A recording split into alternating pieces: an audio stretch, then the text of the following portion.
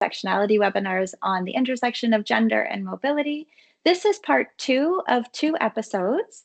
The first one was focused on older adults, which we recorded and shared with our live audience a few weeks ago, and a recording will be available very soon for you to go back and watch.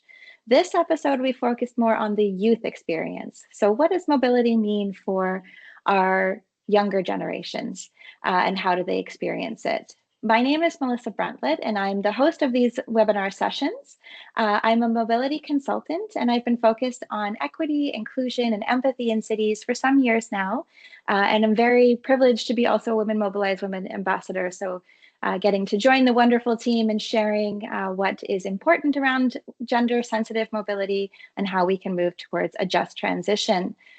So this webinar series focuses, as I mentioned, on the intersection of gender and mobility, including various topics which we've covered in previous episodes, such as socioeconomic impact, race, ability, this one with age, and upcoming episodes on anti-harassment campaigns, the experience of the LGBTQIA, and also on pregnancy and mobility. So I hope you join us for those future episodes.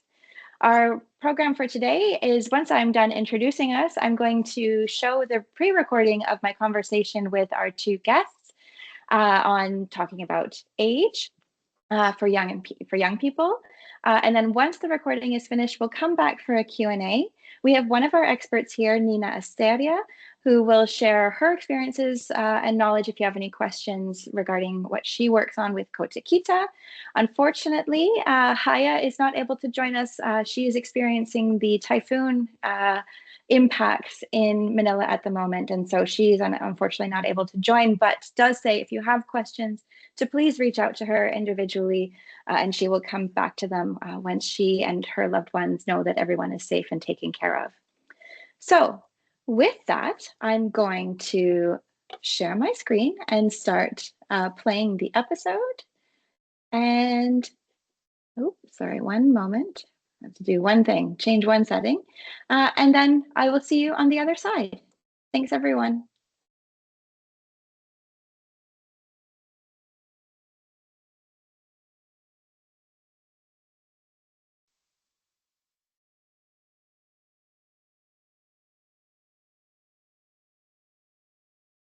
And age.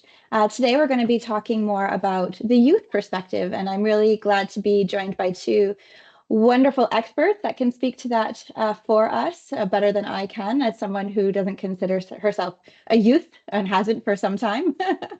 But just like in our previous episode, looking at older adults, much in the same way that society can be binary about gender, they can also do so around age. So often when we're talking about mobility, we're thinking about people between the ages of 25 and 65, likely traveling to and from work for a standard 9-to-5 job. And that really overlooks the fact that how we move in public space and our transport needs changes throughout our lives, particularly as we're young, and particularly for young women. So in this episode, we're really going to focus on what considerations are necessary when we're thinking about how young people move through space, particularly young girls, what they need to feel safe and comfortable and welcoming in mobility and in public spaces. And so with that, I would like to welcome my 2 guests. We have Nina Asterina, who is a program manager from Kota Kita, and Hyacenth Bendaña, perfect, from Move as One Coalition, to really speak about their experiences as mobility advocates and advisors, working particularly with youth. So with that, Nina, can you introduce yourself a little so our audience can get to know you? Hi, everyone. Thank you, Melissa. So I'm Nina. I'm a program manager for urban inclusivity initiatives at Kota Kita. It's an Indonesian NGO focusing on urban planning and citizen participations in the city development. And Kota Kita has been working for more than 15 years in across 20 cities in Indonesia and more. We are focusing on urban inclusivity, climate change resilience, and also governance, from small-scale intervention, citywide assessment, and then also large-scale city planning and vision. We work with community, youth leaders, city planners, architects, and urban designers to mainstream the inclusivity value, ensuring that all people, regardless of age, abilities, and then also Gender and other characteristics are included in the design, planning, and then also the implementations of city development. We also empower young people through participatory approaches and helping them to reimagine again what a safe, comfortable, and inclusive city looks like from their perspectives, particularly also in the terms of mobility, which they are often overlooked in the city planning and design process. Nice to meet you all. Thank you, Melissa. Thank you, Nina. And Hya, yourself. Hi, Hya Bendaña, 25, Philippines. Yeah. I'm coordinator of Move As One Coalition. So we're a coalition of around 77,000 individuals and around 140 organizations in the Philippines, fighting for a safer, more inclusive, and more humane public transportation in the country. So I think I'll introduce our coalition in relation to the topic, Melissa and Nina. So in the coalition of Move As One, we pride ourselves as being led by young women and LGBTQ community in the organization. In the coalition in the last 4 years, it has been intentional from the secretariat, from the organization leaders to really hire young women and young LGBTQ members to lead the different work streams across active transportation, public transportation, civic engagement, whatever it is. In fact, in our coalition, the males are the diversity hire, reflecting also that many of the people in transport spaces are actually male dominated and is composed of, not young women anymore. So it's really one of the intentional things we've done in Move As One. Wonderful. And I know we'll be joined in a bit for the Q&A from a fellow Move As One Coalition, Keisha Mayuga. So it's wonderful to know that your movement is spreading globally as well. So why don't we begin with the first question in terms of what do you think is important for people to consider what is important about how young people, particularly young women, access mobility that we need to be thinking about when we're advocating or advising on mobility? And Hya, why don't you go first? I was waiting for you to call Nina. um, uh, well, there's this concept for young women called transit captives. I've read it sometime repeatedly in many of the journals, articles, etc. So for those who don't know or are listening to this podcast, transit captives happen when young women start accessing opportunities, especially when they're from low income families. They usually don't have access to their own vehicles.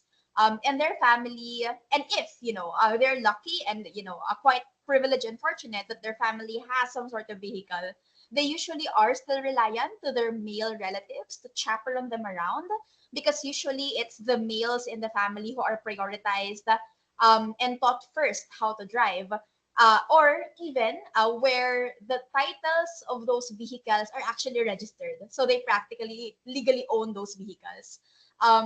So whether it may be cars or motorcycles, it's usually the male dominating private transport in the families. The trend in the last couple of years is that we see more and more young women ride bicycles. But the amount of sexual harassment in many cultural contexts, including Asia, Southeast Asia, where Nina and I are from, really deters so many young women to take this mode of transportation. So increasingly, and because it's more public and therefore arguably safer to avoid isolated sexual violence, women rely on public transport for most of their journeys. And they get those public transport stations via pedestrian pathways, which possesses its own danger. So in the Philippines, for example, we usually have dark overpasses and alleyways, which make it scary to walk during the evening. So instead of risking it, quote unquote, young women like you and I take and ride sharing applications, which are very costly and still isolates us from the rest of the public. We've heard several stories from different ride sharing apps where the driver have actually harassed young women in this private transport mode. So you see, there's really no win for young women in this context. That's why we need to be largely considered when planning, especially safety and transport. And Nina, in your work, how does that correlate or complement? It's actually the same with our research study here in Solo. So when we conducted this Women on Wheels program as a campaign to promote the bike for girls and then also the young women, we found out that the women in the family and the girls in the family, we become the last one in the family to access these private vehicles. So they will be with the last options with the bike or walking. And then, but there is a safety issues, like you mentioned before, that especially during the night travel. So it hinders their independence of mobility for these young women and also the girls. But the thing is, they have to go to schools. So there is a lot of like a scary moment of these young girls to travel independently.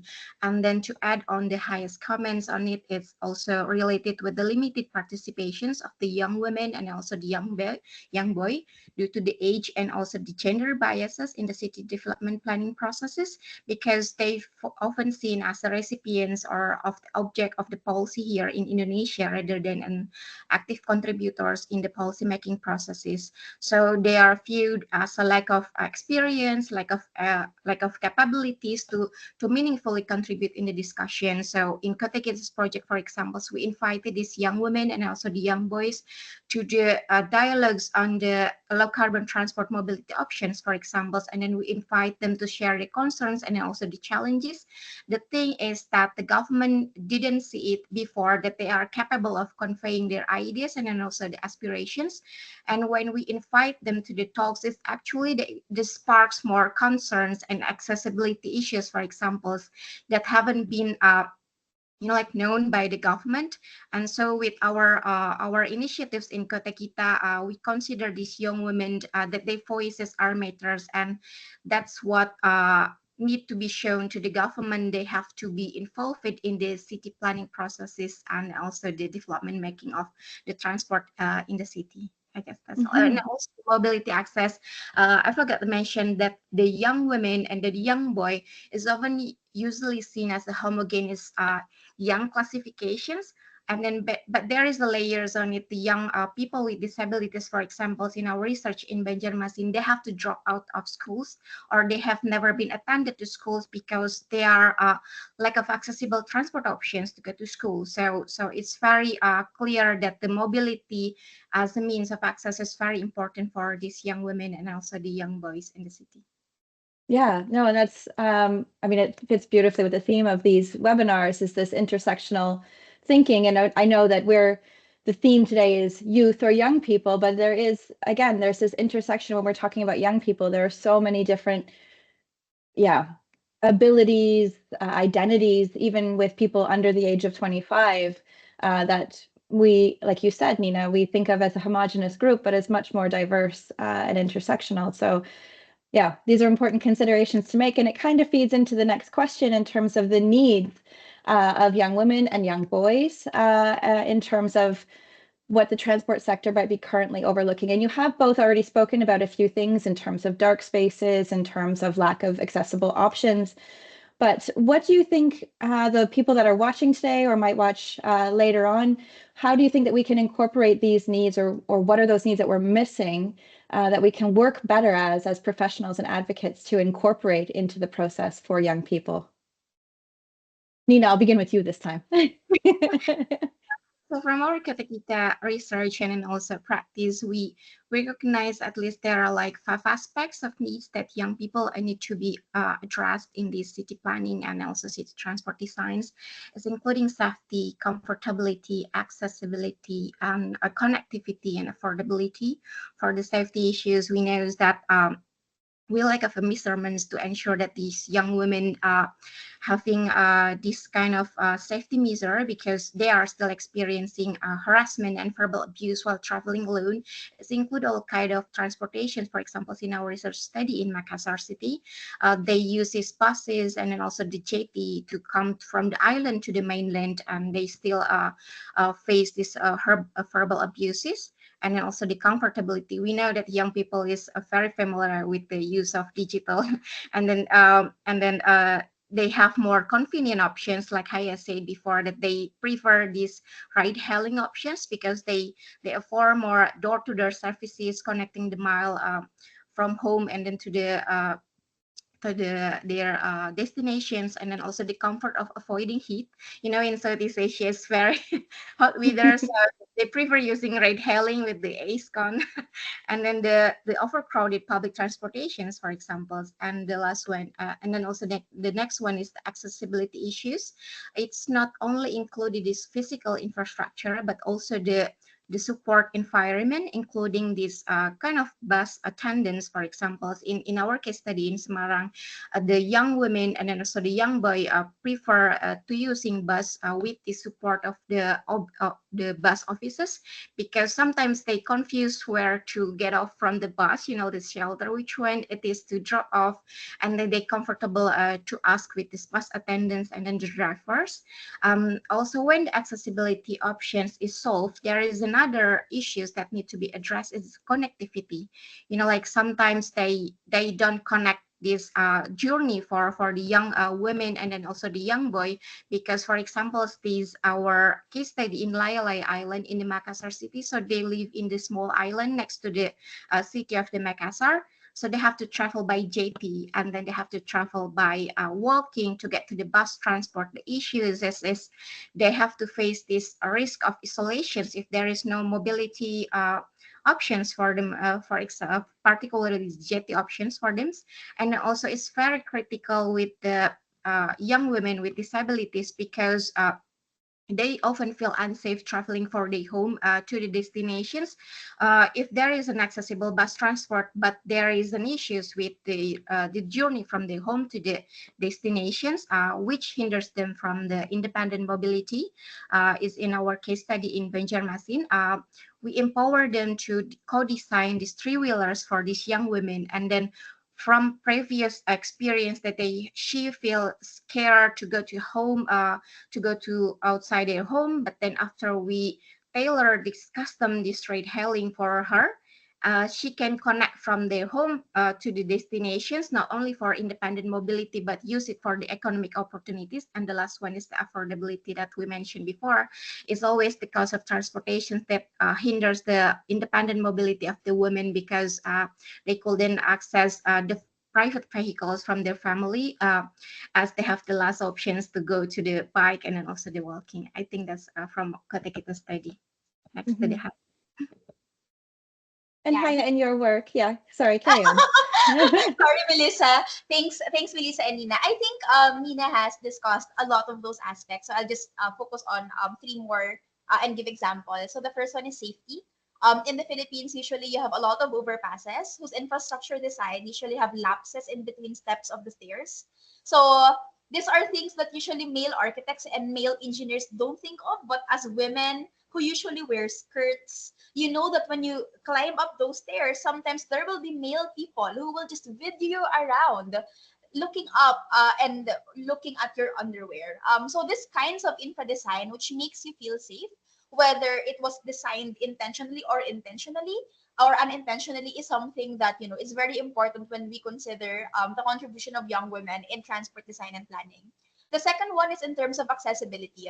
So one thing in the Southeast Asian culture, I think Nina could also relate, is that women is still usually delegated as caregivers of the family. So they're usually the ones who accompany their old parents for hospital visits and medical appointments. They're usually the ones who are mothers who carry their babies and young children across, or even as eldest children in the family. They're the ones who usually take their younger siblings in their schools, in their appointments, etc. And usually they're also the ones who delegate or who usually provide the primary care to relatives with disability or any relative, in fact, with limited mobility. And they're still also the ones who usually buy groceries and buy food from the supermarket. So all this design really will inform their accessibility. And a lot of these are usually not seen by the male decision policymakers, because they're not the ones who usually do the everyday caregiving in the family. They're not the ones who usually accompany their parents for visits. They're not the ones who take care of their siblings and send them to this school appointments, for example. So these are the types of lapses that young women usually see when you involve them in planning. And I think the third example that I wanted to hammer on, coming from Nina, is the independent mobility.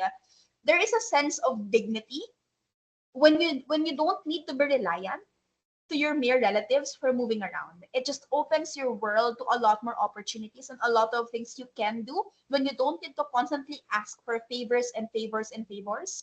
And it changes the power dynamics within the family when you can do things without permission from the male counterparts within your community.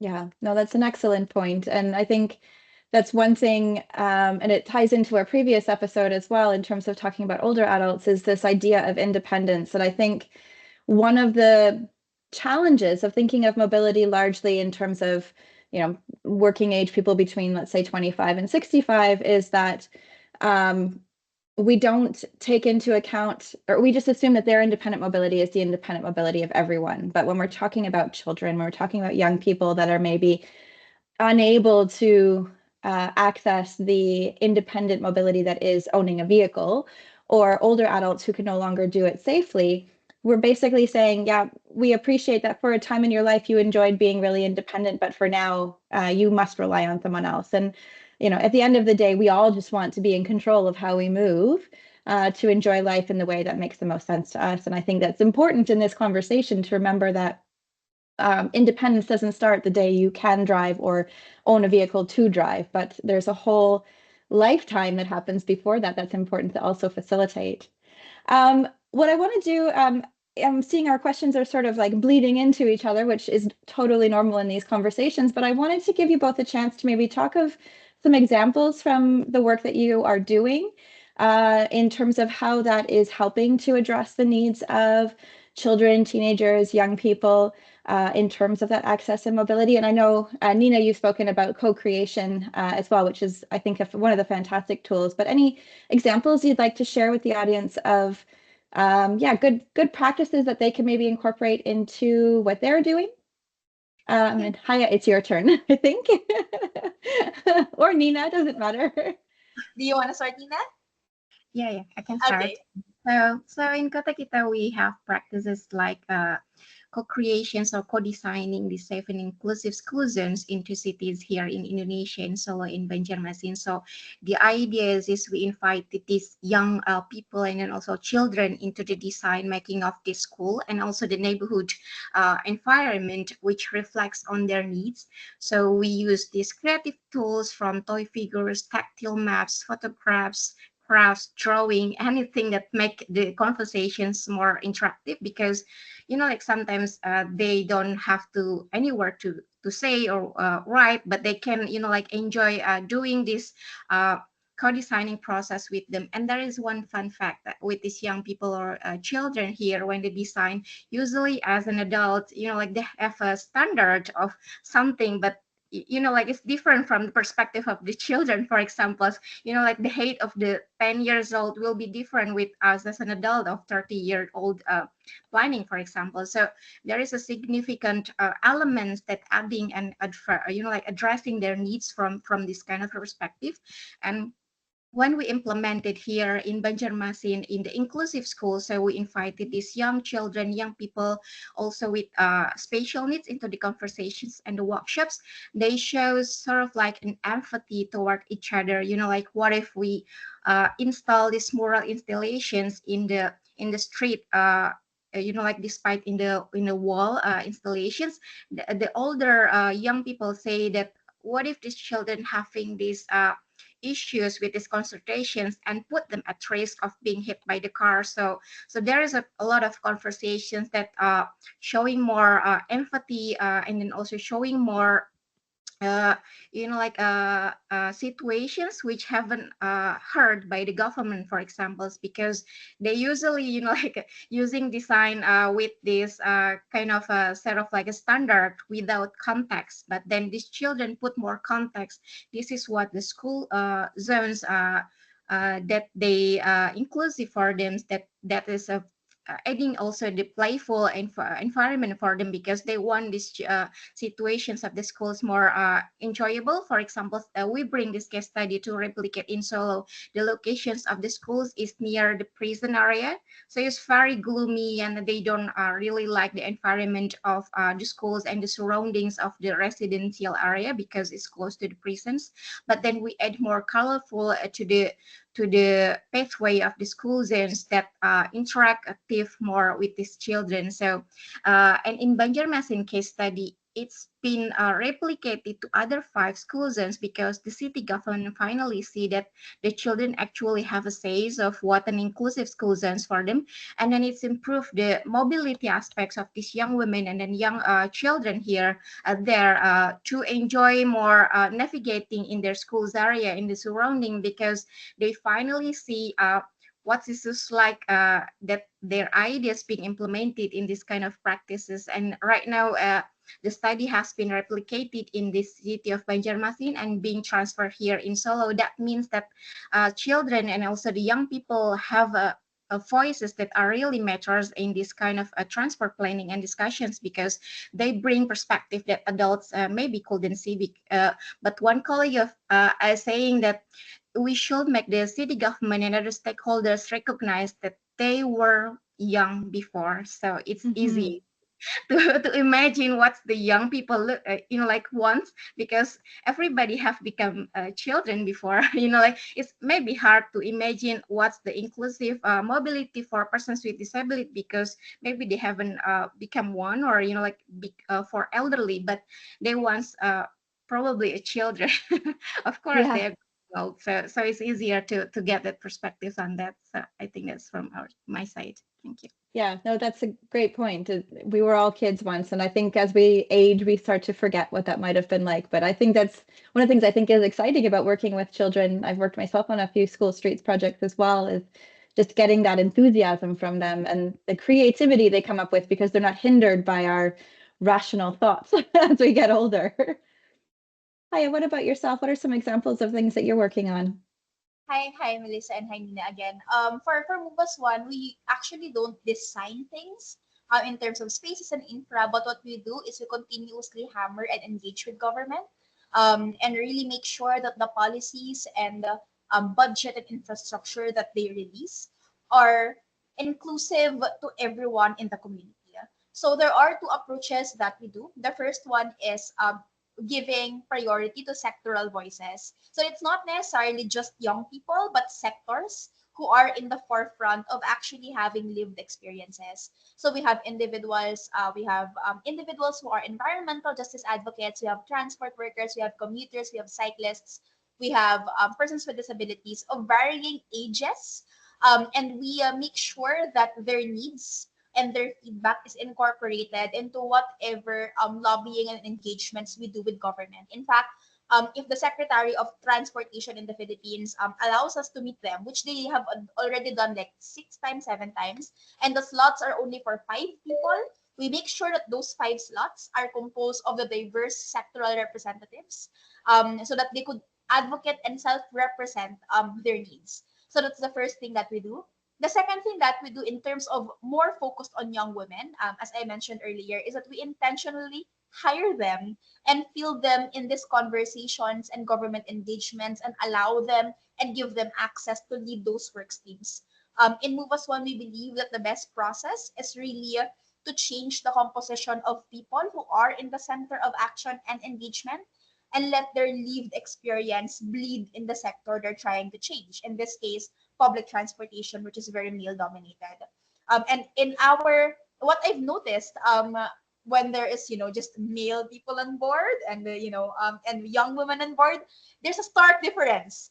For example, young women usually give more airtime to each other. They don't huggle all the space in the conversation. I think you know what they're saying. The second one is they also respond more empathetically to each other's experiences. And the third thing observation I've noticed is that they amplify sectoral voices. So there's a usual differential on less technical engagement, but more empathetic and more human approaches in conversations. I love that word, empathy. It's a word that I use quite a lot in the work that I do as well, and I think it so perfectly encapsulates what we're trying to do is not to make something more accessible to one group over another or completely change us. I think some of us are trying to completely change the system, but completely change the system. But rather, it's the empathy is what's so important. And that's, I think, the most important thing that we can bring to our practices and our advocacy is understanding that our experience may be different from someone else's, and it doesn't make one right or one wrong, but we have to work together to understand each other. And then we can move forward in a way that is more equitable for everybody. So thank you for using that word, both of you. I think it's a beautiful way to describe what it is that we're trying to achieve. So my last question to you is sort of, I think you've both touched on it a little bit in terms of the co-design, co-creation, how you engage or how you hire, but just maybe helping us understand what is the role of young people in creating safe, accessible, and equitable mobility. And I say that not in this manner of saying it's an individual responsibility, but more, how having them at the table maybe changes how we view things. And I want to hone in particularly on children and teens and maybe young women in their early 20s, young boys as well, in terms of that important role that maybe we're forgetting. And again, I know you both have touched on it, but maybe just to finish off on this importance of having them involved in the conversation. Can I start? Of course. Okay. I think there's really one central role of young people in terms of the public transportation sector, and it's really taking up space and empowering other people who are traditionally underrepresented to also take their space. Unfortunately, in many of the governments and many of the communities we're working with, you do have to be upfront, you do have to claim power because power, especially in such an unequal society, is not given, it's not granted. It's something that you speak up for, it's something that you attend Congress hearings for, it's something that you call out people for. So there's an active action of actually taking space. And I know it's scary, especially when you're the only woman in the room. I know it's scary when you're the only young person in the room as well. But that's the integral part of our role as young women advocates, as young people advocates. It's really to show, to claim that space for ourselves, but also to show example to other young people that you don't have to be here just to take minutes. You don't have to be here just to drink coffee and give coffee to your supervisors. You're here to actually speak up. You're here to actually influence the conversation. And you're here to give and be mindful and really intentionally giving airtime to other people who might not be as brave as you are, but to really pay it forward. And hopefully that person later on will empower other young people who are still not as brave, but eventually will be braver as more engagements come by. Thanks, Hya. I agree with Hya. Young people play a pivotal role in shaping our futures of urban mobility and inclusive cities because like they can act innovators, like proposing creative solutions because they see and bring more perspective, creativity, and empathy towards each others, and then because usually they use also the network easily due to the digital exposures. So young people, as they can share our experiences, mobilize our peers, like to raise awareness on what safe and inclusive transport options and mobility looks like, and how we address these issues and concerns, and like to spread awareness that the young people voices are matters in the discussions, and you shouldn't be left out them as an object of the policy, but also as an active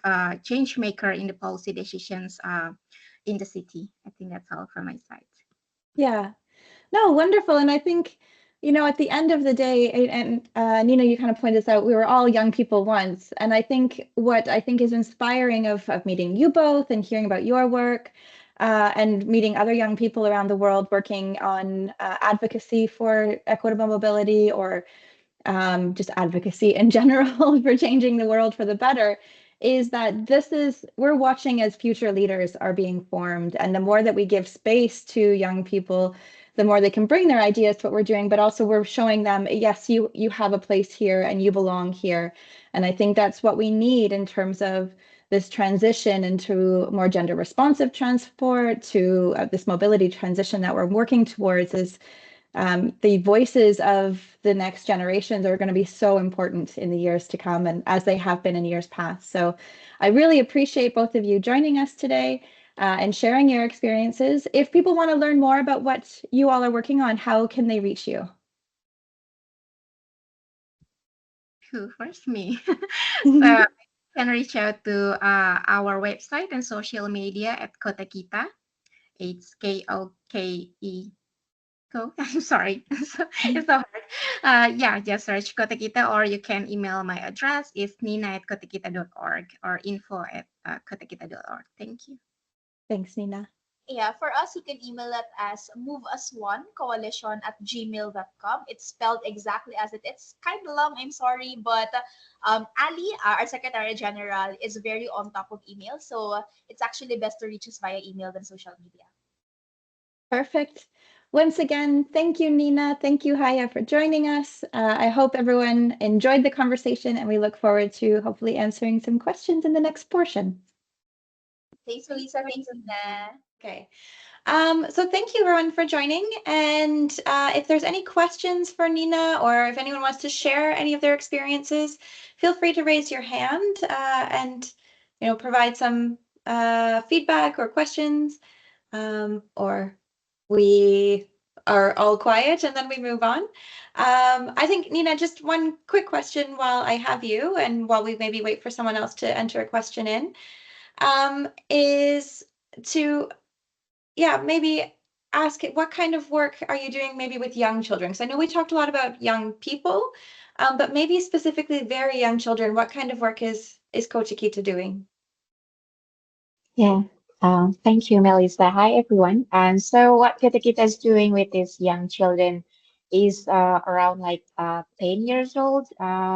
So we conducted these two safe schools initiatives with them, co-designing the process. So we involved them into these participatory workshops. The first one is the child-led tour. So we let the children guided us to the neighborhood, to the schools areas that they saw us that what kind of area that needs an improvement, what kind of perspective they have regarding this environment, that they want it to be more playful, they want it more safe, comfortable, and everything. So we took the pictures with the children, and then after that we used the pictures to discuss more about the challenges and then concerns and then the ideas that they have, and then we invited them to this printed map. We use sometimes with the tactile map with the wooden tactile to give the young children with the visual impairment also contributed to the discussions of the workshops. And we use a lot of toy figures like Legos, cars, and like craft things to make them more enjoy the conversations with us. And then they put a lot of ideas through this kind of tools and the creative ideas. And after that, we design together what kind of ideas that they have, and bring these ideas to our experts and urban designers, and to have them also presented to the city government, and to make them realize that these young children also the citizens of the city. And after that, we ask the government to share their contributions. For example, in Banjarmasin, they finally expanded the sidewalk for us for the children, and also in Solo, where the second case study, the Department of Transportation finally contributed to the signage and markings of the roads.